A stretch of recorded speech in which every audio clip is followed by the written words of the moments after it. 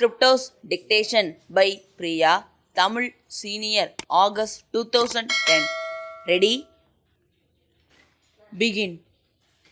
தலைவர் அவர்களே, இன்று அவையில் விவாதிக்கப்படவிருக்கும் பொருள் குறித்து என்னுடைய கருத்துக்களை தெரிவிப்பதற்கு எனக்கு இந்த நல் வாய்ப்பினை வழங்கிய தங்களுக்கு என்னுடைய நெஞ்சார்ந்த நன்றிகளை காணிக்கையாக்க கடமைப்பட்டிருக்கிறேன். பல்வேறு நலத்திட்டங்கள் இந்த அரசால் வகுக்கப்பட்டு செயல்படுத்தப்பட்டு வருவதை நாம் அனைவரும் அறிவோம். இந்த அரசு பொறுப்பேற்ற நாள் முதல் தொடர்ந்து மக்களுக்கு நன்மை பயக்கும் விதமான அறிவிப்புகள் வந்த வண்ணம் உள்ளன என்பதை நான் சுட்டிக்காட்டும் போது யாரும் அதனை மறுக்க மாட்டார்கள் என்று நம்புகின்றேன். ரூபாய்க்கு 1 கிலோ அரிசி வழங்கப்பட்டு வருகிறது.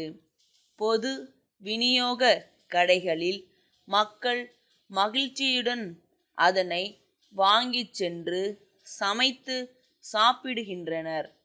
இல்லங்களில் குதூகலம் தொடர்கிறது என்பதை அவர்களது முகங்களிலிருந்து தெரிந்து கொள்ள முடிகிறது என்பதை நான் இங்கே தெரிவிப்பது என்னுடைய தலையாய கடமை என கருதுகின்றேன்.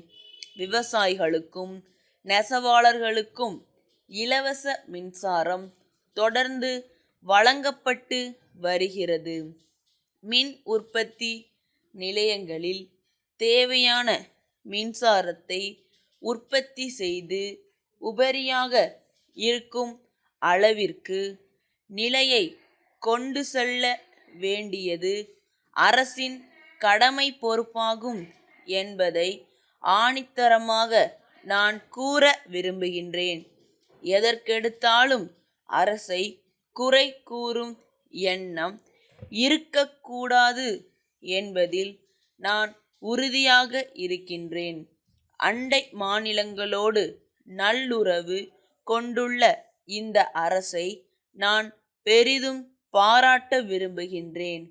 இந்த நிலை தொடர்ந்தால்தான் நம்முடைய தேவைகளை அவர்கள் மூலம் நிறைவு செய்து கொள்ள முடியும் என்பதில் யாருக்கும் ஐயம் இருக்க முடியாது என்கின்ற கருத்தை இங்கே பதிவு செய்ய விரும்புகின்றேன்.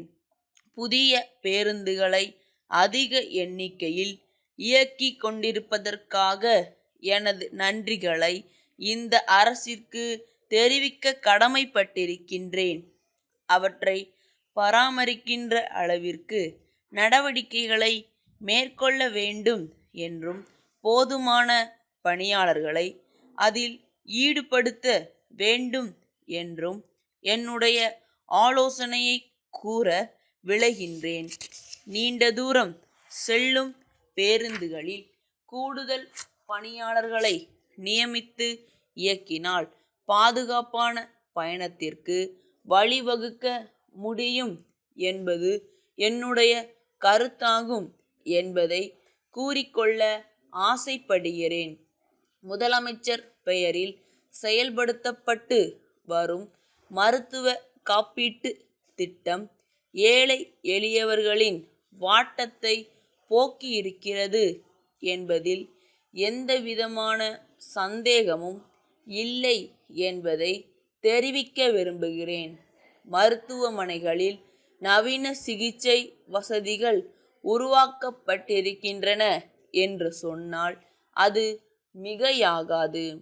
இப்படிப்பட்ட நல்ல திட்டங்களோடு சிறப்பாக செயல்பட்டு வரும் அரசுக்கு எனது வாழ்த்துக்களை தெரிவித்து இவ்விதமான அரும்பணிகள் தொடர்ந்து ஆற்றப்பட வேண்டும் என்ற என்னுடைய அன்பான வேண்டுகோளையும் இங்கே முன்வைக்க விரும்புகின்றேன்.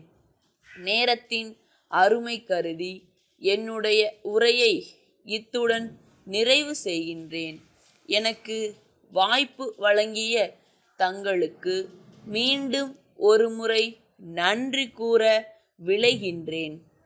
கும்பகோணம் காந்தி சாலையிலுள்ள மோகன் மின்சாதன விற்பனை நிறுவனத்தின் மேலாளர், சென்னை பெரியார் சாலையிலுள்ள சரவணன் மின் சாதன நிறுவன நிர்வாகிக்கு எழுதும் கடிதம்.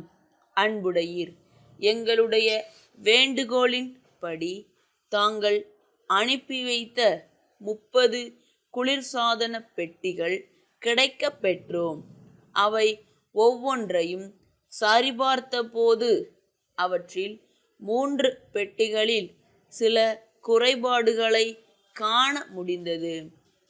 எனவே தங்களது நிறுவனத்திலிருந்து பொறுப்பான ஒருவரை இங்கு அனுப்பி வைத்து அவர் மூலமாக அந்த குறைகளை நிவர்த்தி செய்து தரும்படி தாழ்மையுடன் கேட்டுக்கொள்கின்றோம். எங்களது வாடிக்கையாளர்கள் தங்களது நிறுவன தயாரிப்புகளை பெரிதும் விரும்பி வாங்குகின்றனர் என்பதால்தான் தொடர்ந்து தங்களுடன் நல்லுறவு வைத்திருக்கின்றோம். அந்த பெயர் கெடாத அளவிற்கு தங்களது சேவை கிடைக்குமானால் நாங்கள் மிகுந்த மகிழ்ச்சி அடைவோம். தற்போது வழங்கப்பட்டுள்ள பொருட்களுக்கான விலை பட்டியை தங்களது நிறுவனத்திலிருந்து வரும் நபர் மூலம் கொடுத்து அனுப்பினால் அவரிடமே அதற்கான தொகை முழுவதையும் செலுத்தி விடுகிறோம் என்பதை தெரிவித்துக் கொள்கிறோம். தங்களது ஆதரவு என்றென்றும் தொடர வேண்டும் என்று விரும்புகிறோம். தங்கள் நம்பிக்கையுள்ள